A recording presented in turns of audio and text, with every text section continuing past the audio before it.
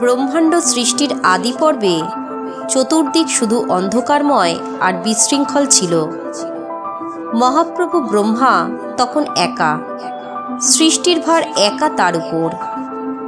কিন্তু চারিদিকে শুধুই বিশৃঙ্খলা দেখে তিনিও দিশেহারা হয়ে পড়লেন। তিনি ভাবছিলেন কিভাবে এই ব্রহ্মাণ্ড বিস্তৃত বিশৃঙ্খলাকে সৃজনশীলতায় রূপান্তরিত করবেন। এই দুশ্চিন্তায় যখন তিনি দ্বিধাগ্রস্ত, ঠিক তখনই একটি মিষ্টি কণ্ঠস্বর ভেসে এলো। একমাত্র জ্ঞানই পারে এই বিশৃঙ্খলাকে শৃঙ্খলায় পরিণত করতে। ঠিক সেই মুহূর্তে মহাশূন্যে এক উজ্জ্বল আলো থেকে আবির্ভাব হলো দেবী সরস্বতীর। শ্বেতবসনে আবৃতা, তার হাতে বীণা এবং বেদপুস্তক, তার বাহন রাজহংস। তার সৌন্দর্য এমন যে তা দেখলে চোখ সরানো যায় না। সরস্বতী বললেন, জ্ঞান আর সঙ্গীতের ছন্দ দিয়েই সব সমস্যার সমাধান করা সম্ভব। ব্রহ্মা তার কাছ থেকে জ্ঞান লাভ করলেন। তিনি সরস্বতীর অনুপ্রেরণায় প্রথম বেদমন্ত্র উচ্চারণ করলেন। মন্ত্রের সুর ও ছন্দ বিশৃঙ্খলাকে নাশ করে সৌন্দর্য আর সৃষ্টির ছন্দ উদ্ঘাটিত করল। আকাশে জ্বলজ্বল করে ফুটে উঠল নক্ষত্ররাজি। সূর্য উদিত হলো, সমুদ্র গভীর হলো, আর পৃথিবী তার স্থিতি পেল। স্বয়ং সৃষ্টিকর্তা ব্রহ্মার মুখে ভাষা জুগিয়েছিলেন বলে দেবী সরস্বতী তখন থেকে পরিচিত হলেন বাগদেবী বা বাণীর দেবী নামে। সরস্বতী ছিলেন ব্রহ্মার দ্বারা সৃষ্ট প্রথম দেবী। তার সৌন্দর্য এবং গুণাবলীতে মুগ্ধ হয়ে ব্রহ্মার হৃদয়ে দেবী সরস্বতীর প্রতি গভীর আসক্তির উদ্রেক হল। ব্রহ্মার এই আসক্তি দেবী সরস্বতীর মনে তীব্র বিরক্তির উদ্রেক করল। তিনি বললেন, আমার কাজ হলো চেতনাকে পরিস্ফুটিত করা। আমাকে তোমার আসক্তির কেন্দ্রবিন্দুতে রূপান্তরিত করে তুমি তোমার নিজের কর্মের প্রতি অবহেলা করো না। দেবী সরস্বতীর সাবধানবাণী সত্ত্বেও ব্রহ্মার হৃদয় স্থির হল না। তিনি সরস্বতীর সৌন্দর্যে আরও মোহিত হয়ে পড়লেন এবং ব্রহ্মাণ্ড সৃষ্টির গুরুত্বপূর্ণ কর্মে অবহেলা শুরু করলেন। সরস্বতী তখন রাগান্বিত হয়ে বিভিন্ন রূপ ধারণ করে শতরূপা হয়ে উঠতে লাগলেন। তিনি কখনো গাভীর রূপ নিলেন, ব্রহ্মা তখন ষণ্ডের রূপ ধারণ করলেন। দেবী যখন ঘটকী রূপ নিলেন, ব্রহ্মা হয়ে উঠলেন ঘোড়া। এইভাবে সরস্বতীর প্রতিটি রূপেই ব্রহ্মা তাকে অনুসরণ করতে লাগলেন এবং এর ফলে পৃথিবীতে জোড়ায় জোড়ায় বিবিধ প্রকার পশু সৃষ্টি হল। কিন্তু ব্রহ্মার এহেন আচরণে বিরক্ত দেবী সরস্বতী তাকে অভিশাপ দিলেন, তোমার এহেন আচরণ সমগ্র বিশ্বের অশান্তির কারণ হবে। তুমি পূজা বা সম্মান পাওয়ার যোগ্য নও। তোমার নামে পৃথিবীতে কোনো উৎসব হবে না। তুমি পৃথিবীর কোথাও কখনো পূজিত হবে না। অভিশাপ দ্বারা নিরুৎসাহিত না হয়ে ব্রহ্মা দেবী সরস্বতীর প্রতি তার আসক্তি বজায় রাখেন। সরস্বতীর প্রতি আরও বেশি আকর্ষণ অনুভব করার জন্য নিজেকে একটি পঞ্চম মাথা প্রদান করেন, যাতে তিনি সর্বদা তার সৌন্দর্য অবলোকন করতে পারেন। আসক্তির দ্বারা প্ররোচিত ব্রহ্মার এই কর্মকাণ্ড চেতনাকে আবদ্ধ করে এবং অহংকারকে উত্তেজিত করে।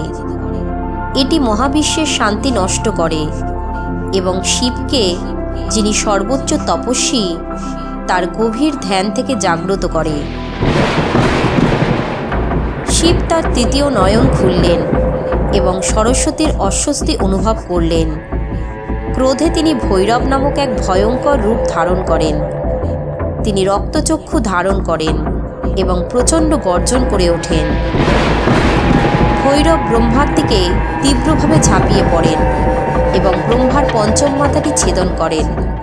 এর ফলে ব্রহ্মার আসক্তি প্রশমিত হয়। ধীরে ধীরে ভৈরব তার উন্মাদনা থেকে মুক্তি পান এবং আবার শান্ত হন। এই অভিজ্ঞতা ব্রহ্মাকে গভীরভাবে আলোড়িত করে। তিনি তার নিজের আসক্তির গোলকধাঁধা থেকে বেরিয়ে আসার উপায় সন্ধান করতে থাকেন। সরস্বতী তাকে জানান যে তাকে একটি যজ্ঞ করতে হবে, যা তার আত্মাকে শুদ্ধ করবে এবং নতুনভাবে শুরু করার সুযোগ দেবে। দেবী সরস্বতীর পরামর্শ মেনে ব্রহ্মা সেই যজ্ঞের আয়োজন করেন। যজ্ঞ সফলভাবে পরিচালনার জন্য একজন স্ত্রীর সহযোগিতা প্রয়োজন হলে ব্রহ্মা সরস্বতীকে তার স্ত্রী রূপে সহযোগিতা করার অনুরোধ করলে দেবী ব্রহ্মার স্ত্রী রূপে তাকে যজ্ঞ সম্পন্ন করতে সাহায্য করলেন এবং তাদের মধ্যে পুনর্মিলন হল। ইতিমধ্যে দেবতা, ঋষি এবং মানবের মধ্যে ভারসাম্য বজায় রাখা কঠিন হয়ে উঠছিল। পৃথিবীতে এক ভয়ঙ্কর ঘটনা সংঘটিত হতে চলছিল। ভৃগু বংশের ব্রাহ্মণ এবং হেওয়া বংশের ক্ষত্রিয়দের মধ্যে এক প্রচণ্ড যুদ্ধ বাধে। সেই যুদ্ধ থেকে সৃষ্টি হয় এক সর্বনাশা অগ্নি, যার নাম বদভগ্নি। এই অগ্নি ছিল এমন বিধ্বংসী যা পুরো বিশ্বকে ধ্বংস করে দিতে সক্ষম ছিল। এই বিধ্বংসী আগুন যখন পৃথিবীতে ছড়িয়ে পড়তে শুরু করল, দেবতারা আতঙ্কিত হয়ে উঠলেন। তারা বুঝতে পারলেন যে এই আগুনের তাণ্ডব থামানো না গেলে সমগ্র সৃষ্টি বিলুপ্ত হয়ে যাবে। অসহায় হয়ে দেবতারা শিবের কাছে গেলেন। দেবতাদের করুণ আরতি শুনে শিব গভীর ধ্যানে লীন হলেন এবং সমাধান খুঁজে বের করলেন। তিনি বললেন, এ আগুনের তাণ্ডব থামানোর একমাত্র উপায় হল এটি মহাসাগরে নিক্ষেপ করা। কিন্তু এর জন্য প্রয়োজন এমন এক শক্তি যা এই আগুনকে ধারণ করতে পারে। দেবী সরস্বতী একমাত্র পারেন এ কাজটি করতে। দেবতারা সরস্বতীর কাছে গেলেন এবং শিবের পরামর্শ জানালেন। তিনি দেবতাদের কথা শুনে বললেন, আমি একমাত্র তখনই এই কাজে সাহায্য করব যদি ব্রহ্মা নিজে আমাকে অনুরোধ করেন। ব্রহ্মা সৃষ্টির দেবতা, সরস্বতীর এই শর্ত মেনে নিলেন এবং তাকে অনুরোধ করলেন। সরস্বতী তখন তার স্বর্গীয় স্থান ব্রহ্মলোক ছেড়ে মর্তে আসার জন্য প্রস্তুত হলেন। তিনি প্রথমে ঋষি উত্তঙ্কের আশ্রমে উপস্থিত হলেন, যেখানে শিব তাকে পুঞ্জীভূত বদভগ্নি একটি পাত্রে দিয়ে বললেন, এই অগ্নি ব্রক্ষ বৃক্ষ থেকে উৎপন্ন হয়েছে। তোমাকে এই বৃক্ষের সঙ্গে একাত্ম হয়ে নদীর রূপ নিতে হবে। তখনই তুমি এই আগুনকে ধারণ করে মহাসাগরে নিয়ে যেতে পারবে। সরস্বতী শিবের কথা মতো লক্ষবৃক্ষের সঙ্গে মিশে গিয়ে একটি প্রবহমান নদীতে পরিণত হলেন। তার জলধারা শক্তিশালী কিন্তু শান্ত। তিনি ধীরে ধীরে বদভগ্নিকে ধারণ করলেন এবং তার প্রবাহের মাধ্যমে মহাসাগরের দিকে যাত্রা শুরু করলেন। তার প্রতিটি প্রবাহ ছিল শান্তি এবং সৃষ্টির প্রতীক, আর তার জলে সেই সর্বগ্রাসী অগ্নি ধীরে ধীরে নিস্তেজ হয়ে গেল। নদীরূপী সরস্বতী মহাসাগরে পৌঁছে বদভগ্নিকে সমুদ্রের জলে সম্পূর্ণভাবে নিমজ্জিত করে দিলেন। যেই মুহূর্তে সম্পূর্ণ অগ্নি নিঃশেষিত হল, পৃথিবী আবার শান্তি ফিরে পেল। দেবতারা উল্লাসে দেবী সরস্বতীর স্তুতি করলেন। ইতিমধ্যে স্বর্গেও হঠাৎ এক যুদ্ধ পরিস্থিতির সৃষ্টি হয়। স্বর্গের সুমহান দেবরাজ ইন্দ্র একটি অমূল্য সম্পদ সোমরসের অধিকার রক্ষা করতেন। সোমরস ছিল দেবতাদের অমরত্বের মূল উৎস। এটি একটি বিশেষ উদ্ভিদ থেকে প্রস্তুত করা হতো, যার নির্যাস ছিল অত্যন্ত শক্তিশালী ও জীবনী শক্তি প্রদানকারী। কিন্তু একদিন কৌশলে গন্ধর্বরা সোমরসের উদ্ভিদটি চুরি করে নিয়ে গেল।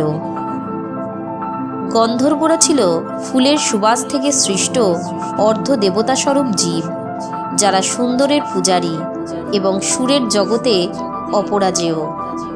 সোমরসের উদ্ভিদের সন্ধান পেয়ে তারা সেটিকে নিজেদের অধিকারে রাখে। দেবতারা ক্রুদ্ধ হয়ে উঠলেন এবং গন্ধর্বদের বিরুদ্ধে যুদ্ধের প্রস্তুতি নিতে শুরু করলেন। কিন্তু তখন দেবতাদের জ্ঞানের অধিষ্ঠাত্রী দেবী সরস্বতী তাদের থামালেন। তিনি বললেন, যুদ্ধ সবসময় সমাধান নয়। আমি এ সমস্যার সমাধান করতে চাই, কিন্তু শান্তিপূর্ণ উপায়ে। দেবতারা সরস্বতীর উপর আস্থা রাখলেন। দেবী সরস্বতী গন্ধর্বদের বাগানে গেলেন। সে বাগান ছিল রূপ সৌন্দর্য এবং সুরের এক অপূর্ব মিলন। সরস্বতী তার বীণা হাতে নিলেন এবং এক মনোমুগ্ধকর সুর বাজাতে শুরু করলেন। তার আঙুলের স্পর্শে বীণা থেকে বেরিয়ে এলো রাগরাগিনীর মধুর ধ্বনি। সুরের মায়ায় বাগানের পাখিরা থেমে গেল। ফুলেরা যেন আরও উজ্জ্বল হয়ে ফুটে উঠল, আর গন্ধর্বরা সেই সুরে একেবারে মোহিত হয়ে পড়লেন। গন্ধর্বদের নেতা সরস্বতীর কাছে এসে বললেন, হে দেবী, আমরা এমন মধুর সুর আর কখনো শুনিনি। এই সুর আমাদের আত্মাকে ছুঁয়ে যায়। আমাদের শেখাও কিভাবে এমন সুর সৃষ্টি করতে হয়।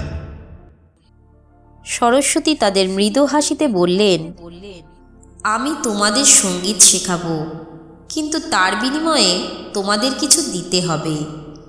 সোমরসের উদ্ভিদটি দেবতাদের সম্পত্তি। এটি তোমাদের কাছে নয়, দেবতাদের কাছেই থাকা উচিত। যদি তোমরা এটি ফেরত দাও, তবে আমি তোমাদের সঙ্গীতের জগতে অমর করে তুলব। গন্ধর্বরা সরস্বতীর প্রস্তাবে সম্মত হল। তারা সোমরসের উদ্ভিদটি স্বর্গে ফিরিয়ে দিল।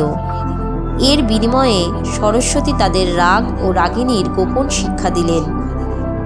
গন্ধর্বরা এরপর থেকে দেবলোকে সঙ্গীত পরিবেশনের জন্য বিখ্যাত হয়ে উঠল এবং দেবতাদের সঙ্গে তাদের এক অনন্য সম্পর্ক তৈরি হলো। দেবী সরস্বতী আমাদের শিক্ষা দেন যে সৃজনশীলতা এবং শুদ্ধতার মাধ্যমে আমরা জীবনের সমস্যাগুলোকে সম্ভাবনায় রূপান্তরিত করতে পারি, এবং জ্ঞানের মাধ্যমেই আমরা সত্য, সৃজনশীলতা ও সৌন্দর্যের সন্ধান পেতে পারি। আমাদের এই প্রয়াসটি ভালো লাগলে ভিডিওটি লাইক, শেয়ার এবং পুরাণ দর্পণ চ্যানেলটি সাবস্ক্রাইব করবেন। নমস্কার।